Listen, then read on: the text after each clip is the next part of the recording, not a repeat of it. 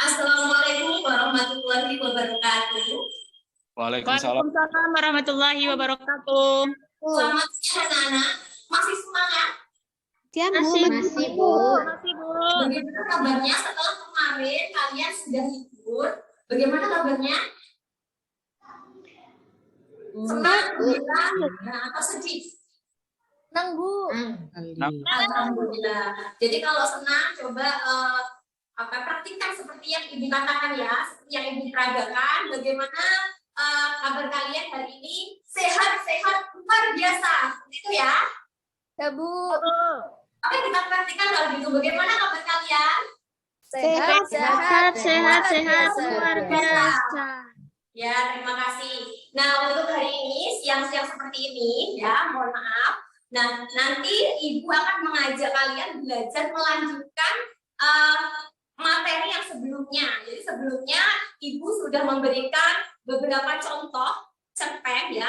Ada beberapa cerpen mini, ada pentigram, ada cerpen yang panjang seperti itu. Nah, dari situ saya yakin bahwasanya kalian sudah memahami bahwasanya cerpen itu apa. Nah, sebelum itu Ibu membawa satu objek ini. Ada yang tahu ini apa? Doraemon. Boneka Doraemon. Boneka Doraemon. Nah, kenapa Ibu membawa boneka ini? Ada yang tahu? Nah, ini nanti pasti ada keterkaitannya dengan bab yang akan kalian pelajari hari ini. Jadi, kenapa Ibu membawa ini? Ada yang mau berargumentasi? Silakan. Lagi BPL juga kayak gitu deh. Kameranya banyak dari semua sudut. Silakan Pak Barul. Ya, Membuat cerita, Ibu. Membuat cerita. Membuat cerita. Oh, kurang tepat. Mungkin ada lagi yang memiliki argumentasi. Terima kasih, Barul.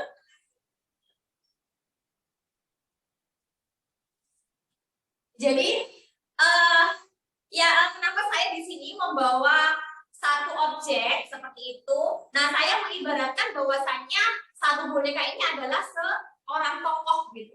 Nah, seorang tokoh itu pasti perannya sangat penting sekali di dalam cerpen yang beberapa waktu lalu kalian baca. Karena tokoh itu apa sih? Tokoh itu sebagai motornya ya, motor di dalam cerpen. Bisa nggak ketika kalian itu membaca cerpen di situ tidak ada tokohnya?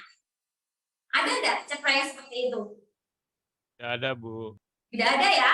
Nah, lanjut sekarang kita belajar mengenal unsur pembangunnya cerpen. Jadi nanti di dalam unsur pembangun cerpen itu ada beberapa poin-poin seperti itu, tidak hanya tokoh saja, apa saja hal-hal penting yang ada di dalam cerpen. Jadi ketika kalian membaca, kalian juga harus memahami dan bisa paham benar apa saja unsur pembangun cerpen yang ada di dalam cerpen yang kalian baca tersebut. Nah, apa saja unsur intrinsiknya? Ini ya, yang pertama ada tema. Nah, ada yang tahu tema itu apa? Bisa angkat tangan?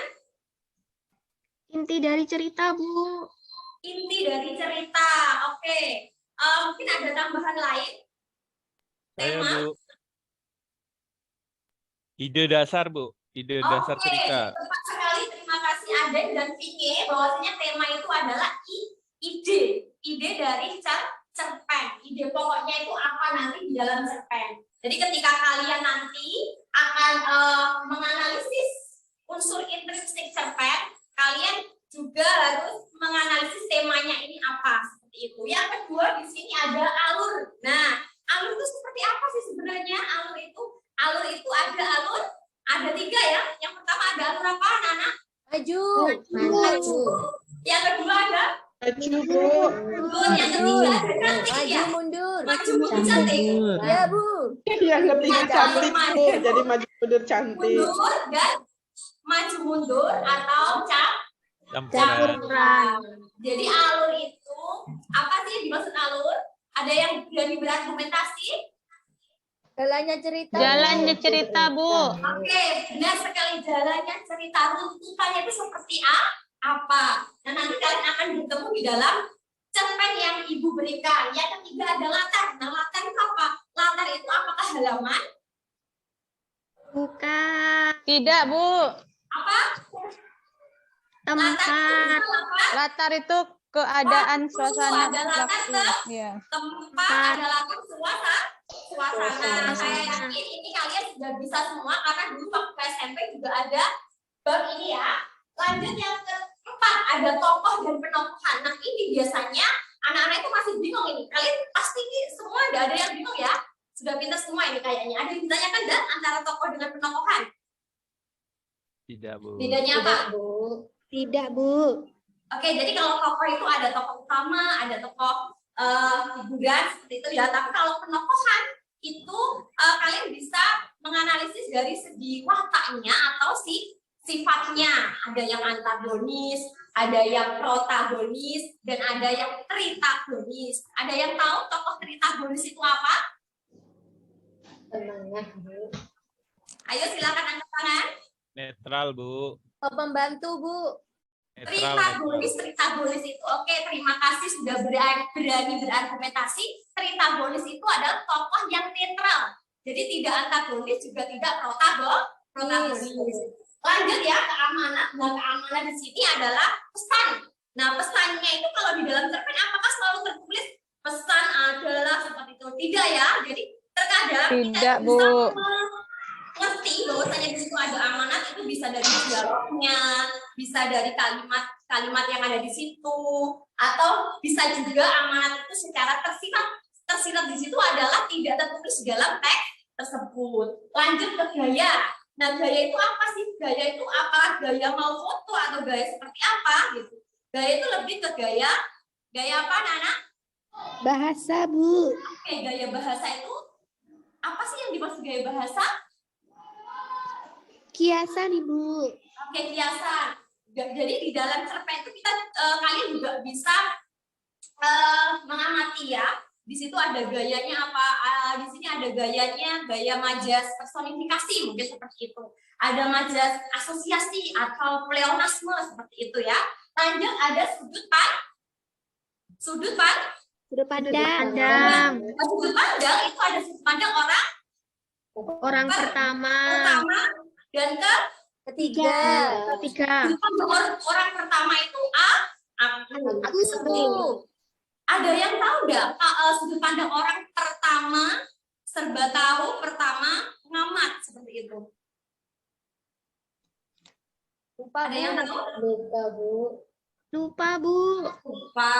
Oh, baiklah. Nanti saya jelaskan ya. Sudut pandang itu ada pengamat dan ada yang serba tahu. Kalau pengamat itu hanya sekadar tahu apa yang dilakukan oleh tokoh tersebut, seolah-olah tokoh tersebut seperti apa. Tetapi ketika serba tahu, berarti sudut pandang tersebut apa yang dipikirkan, apa yang tersirat, apa yang dipikirkan itu sudah tahu semua penulisnya seperti itu dan tertuliskan di dalam cerpen tersebut. Lanjut ada unsur ekstrinsik, unsur yang dari luar cerpen itu ada latar belakang penulis, ada latar belakang masyarakat, dan ada nilai latar belakang penulis. Nah, nanti kalian bisa menganalisis apa di sini, kondisi psikologisnya penulis, bisa ya, atau aliran sastranya dari penulis. Lanjut yang kedua adalah latar belakang masyarakat. Di sini kalian bisa menganalisis kondisi sosial, bisa menganalisis kondisi yang ada sosial mungkin seperti itu, atau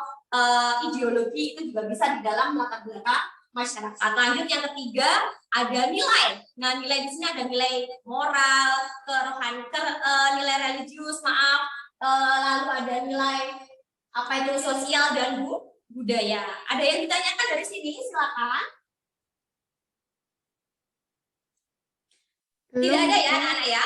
Kalau tidak ada, Ibu lanjut. Setelah ini kalian berdiskusi. Jadi nanti berdiskusi sesuai kelompok. Karena di sini ada 11 anak, nanti ada 2 kelompok melati dan kelompok mawar. Akan saya berikan piagam cerpen. Jadi nanti kalau saya kasih piagam cerpen dan ada lembar kerja yang ada di dalam amplop ini ya.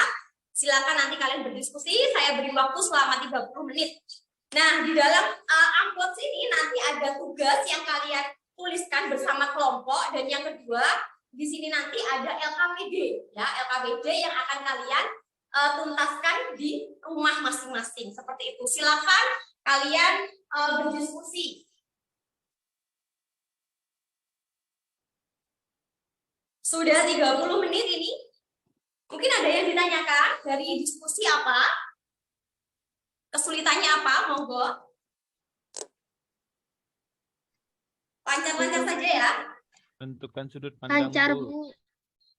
Ya, jadi nanti setelah kalian selesai, silakan kalian presentasi. Sudah siap ya? Ini sudah 30 menit. Teng-teng 30 menit ini. Ya. Sudah ya, Nana? Lanjut, silakan kelompok melatih dulu untuk yang presentasi ya. Silakan kelompok melatih perwakilan bisa maju dan presentasi. Saya, Bu. Iya, silakan. Yang pertama, tema Oke, mengenai ya. kehidupan sosial yang dialami oleh suatu keluarga yang dimana seorang ibunya kerja sebagai pelacur dan anaknya sekolah di bangku SD. Ya. Yang Itu ketiga, segmennya. alur menggunakan alur campuran juga mendapat alur maju dan mundur. Ya. Latar tempat ada di kelas, rumah, sekolah, Ya. hotel, plaza, ruang depan, Ya. tempat tidur atau ranjang. Ya. Apakah itu tidak diberikan bukti pada kalimat yang berapa, kalimat keberapa, part keberapa, seperti itu ya? Masukan untuk kelompok melatih. Mungkin ada tanggapan lain dari kelompok mawar, silakan. Silakan. Tidak ada, Nana?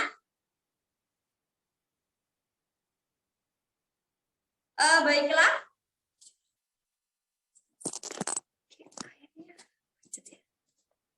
Coba macet.